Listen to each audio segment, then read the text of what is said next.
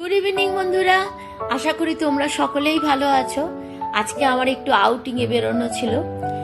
তো আউটিং এ বলতে যে বিশেষ কিছু একটা বিশাল ব্যাপার তা কিন্তু নয়। মেয়ে জিওগ্রাফি অনার্স নিয়ে গ্র্যাজুয়েট করে ফেললো, তো তার কিছু শখ মেটানো এবং কিছু নিজের কাজ করতেই আজকে আমি বেরিয়ে পড়লাম আজকে আউটিং এ। তো কিছু কেনাকাটা করে আজকে মেয়ের খুব ইচ্ছা ছিল যে সে আজকে কিন্তু বাইরে খাওয়া দাওয়া করবে, কারণ লাগাতার বাইরে 15 দিন ধরে খেতে খেতে নিরামিষ খেতে খেতে আমাদের সকলেরই খুব বিরক্ত লাগছিল। তো মেয়ের ইচ্ছাটা তো পূরণ করতেই হবে। তো এই যে দেখতে পাচ্ছ, তোমাদেরকে দেখাচ্ছি রেডিমেড সেন্টার। রেডিমেড সেন্টারের বাইরের ভিউটা দেখো কত সুন্দর।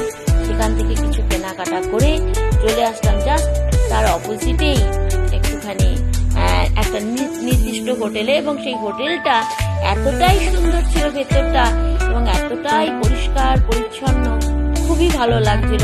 খাওয়া দাওয়া গুলো সেখানকার কিন্তু খুবই সুন্দর।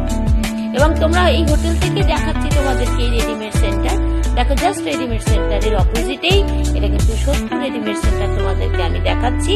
তো খাওয়া দাওয়ার মধ্যে মেয়ে নিয়ে নিল চিকেন বিরিয়ানি, আমিও নিয়ে নিলাম বাটার নান এবং বাটার পনির। খাওয়া দাওয়া গুলো কিন্তু সত্যি খুব অসান ছিল।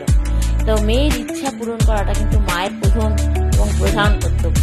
তো সেটা যেমন ঠিক, এই একটা কথাই বলবো যে সংসার কিন্তু সুন্দর হয়, মেয়েরাই কিন্তু সংসারকে আগলে রাখে এবং মেয়েরাই কিন্তু সুন্দর করে ধরে রাখতে পারে। তো সব থেকে বড় কথা হচ্ছে ইচ্ছা থাকলে মানুষ কিন্তু সবকিছুই অনেকটাই ব্যালেন্স করে চলতে পারে।